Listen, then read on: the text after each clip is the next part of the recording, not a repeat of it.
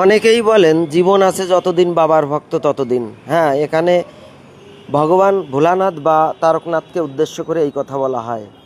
এবার যারা তারকেশ্বরে বাবার মাথায় জল ঢালতে যাবেন পুরো শ্রাবণ মাসের প্রতি সোমবার, তাদের সামনে এসেছে একটি গুরুত্বপূর্ণ খবর।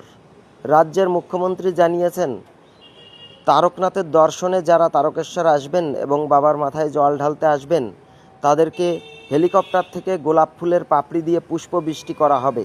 অর্থাৎ ভক্তদেরকে শ্রদ্ধা এবং ভক্তদেরকে সম্মান প্রদর্শন করা হবে। আর এই সময়ে 24 ঘন্টা ধরে থাকবে পানীয় জলের ব্যবস্থা, পুলিশি নিরাপত্তা এবং মেডিকেল টিম সবসময় থাকবে। অর্থাৎ সকলের সুবিধার জন্য পশ্চিমবঙ্গ সরকারের মাননীয় মুখ্যমন্ত্রী এমন ঘোষণা করেছেন। অবশ্যই আপনারা তারকনাথের ভক্ত হলে ভিডিওটি শেয়ার করে দেবেন। ধন্যবাদ। জয় বাবা তারকনাথ।